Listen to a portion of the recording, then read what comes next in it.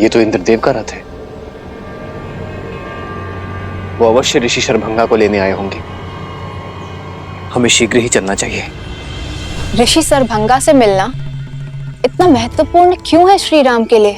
श्री राम के जीवन की एक अत्यंत महत्वपूर्ण कड़ी है ऋषि शरभंगा, जो वन में अपनी सांसों की डोर थामे श्री राम की प्रतीक्षा कर रहे हैं, ताकि उनसे भेंट होने पर उन्हें ऋषि अगस्त्य तक पहुंचाकर अपना कर्तव्य निभा सके। अद्भुत है ऋषि शरभंगा की कर्तव्य परायणता, जहां वो अपना कर्तव्य निभाने के लिए स्वयं देवराज इंद्र के स्वर्ग आने की मनुहार को भी कई बार ठुकरा चुके हैं।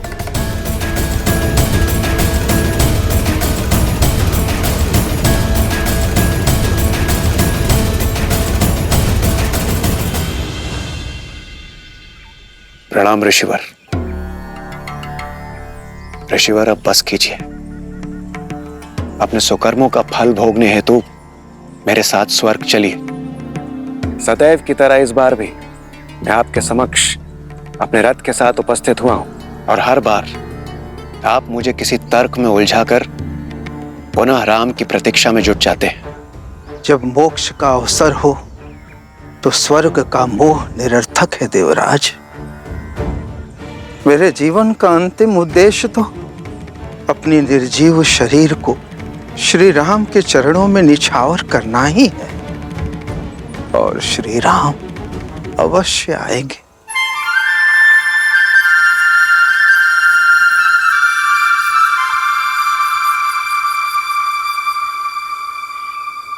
उचित है ऋषिवर, किंतु इस बार मैं रिक्त हाथों से नहीं जाऊंगा। आपको मेरे साथ स्वर्ग चलना ही होगा।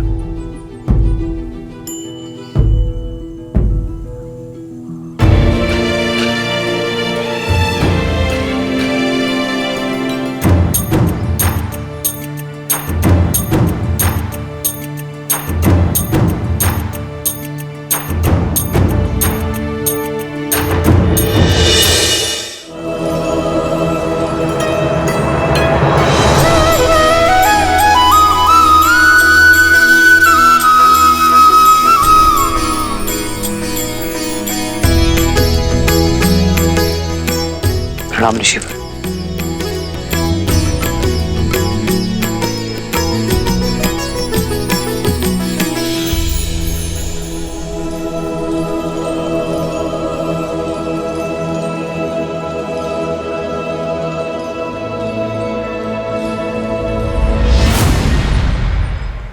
बैठिए ऋषिवर, बैठिए। राम, आप आ गए। आपने मेरी पुकार सुन ली। सहस्त्रों वर्ष से आपकी प्रतीक्षा में मर मर के जी रहा हूं। आपके दर्शन की अभिलाषा अपने श्वासों को रोके बैठा हूं, ताकि अपना कर्तव्य निभा सकूं, आपको मार्ग दिखा सकूं।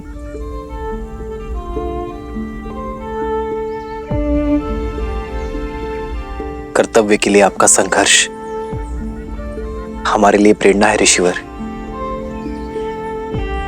आपका आशीर्वाद पाना हमारा सौभाग्य होगा। मृत्यु पाने से पहले आपके मार्गदर्शन का दायित्व मिला था, अब जिसे निभाकर शांति से मर सकता हूं। राम, अपने कर्तव्य, अपने उद्देश्य की पूर्ति के लिए आपको ऋषि अगस्त्य से मिलना होगा,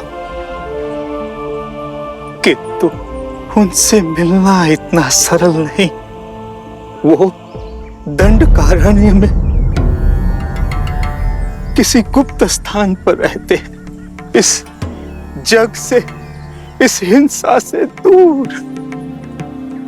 उनकी खोज के लिए सर्वप्रथम उस वृक्ष को खोजना होगा जिसका मुख मनुष्य जैसा है। वही उनका मार्ग बताएगा। ऋषि अगस्त्य वो दीप है जो रावण और उसके सेनापति घर के अंधकार को समाप्त करने का मार्ग प्रज्वलित कर सकते हैं। अब मुझे अपनी गोद में सर रखकर मोक्ष दीजिए प्रभु, मोक्ष दीजिए। बहुत थक चुका हूं।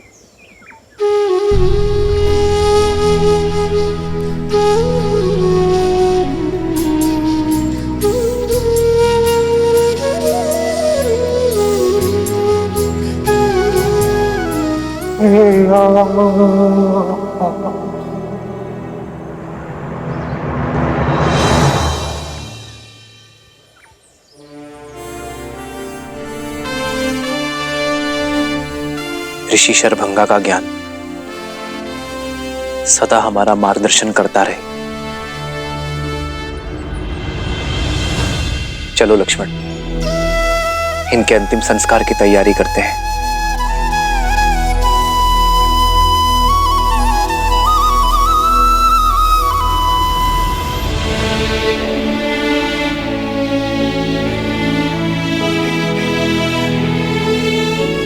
श्री राम,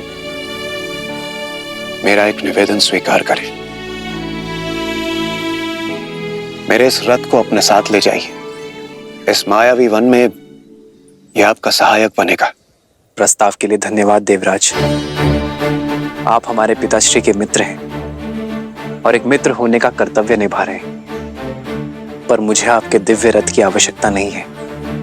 मैं तो स्वयं कर्तव्य रथ पर सवार हूं, और फिर इस वन की माया की काट कोई शस्त्र, अस्त्र या फिर रथ नहीं, सत्य और सतर्कता है। मैं और लक्ष्मण अपना उद्देश्य अपने बल पर पूर्ण करेंगे। मेरा धर्म मुझे उचित मार्ग छोड़ सरल मार्ग चुनने की अनुमति नहीं देता, फिर चाहे वो कितना भी कठिन क्यों ना हो। मैं वही मार्ग चुनूंगा जो मार्ग नियति ने मेरे लिए चुना है। जैसे आपकी इच्छा श्री राम, किंतु जब भी आवश्यकता होगी और जब भी आप स्मरण करेंगे, मेरा यह रथ सारथी के साथ आपके सम्मुख प्रत्यक्ष होगा। आशा करता हूं सेवा का एक अवसर आप मुझे अवश्य देंगे।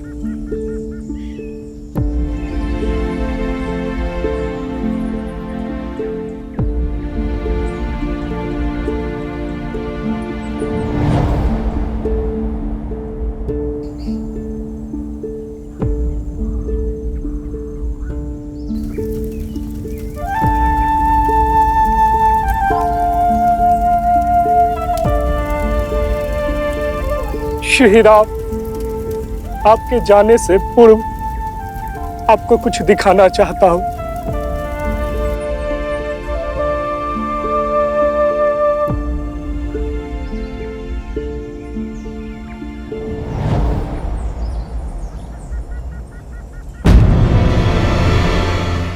ये वायु के साथ उड़ती भस्म किसकी?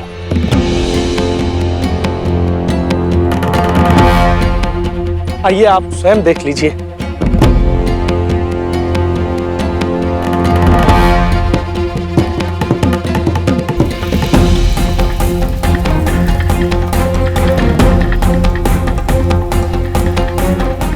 ये उन निर्दोषों की अस्थि भस्म है जो राक्षसों की भूख का शिकार हुए हैं। जब से पहले व्यक्ति को जलाया है, तब से ये अग्नि बुझी ही नहीं है। सदा कोई न कोई नया पीड़ित इसमें भस्म हो जाता है, और अब तो ये भस्म का ढेर इतना विशाल हो गया है, ये कदाचित कभी बुझेगा ही नहीं।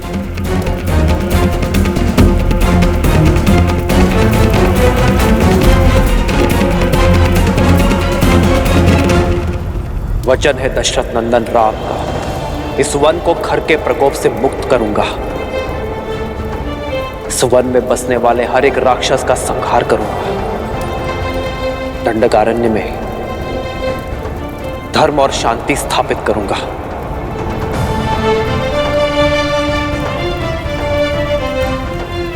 मैं सौगंध लेता हूं, मुझ पर विश्वास करने वाले हर एक जीव की रक्षा करूंगा।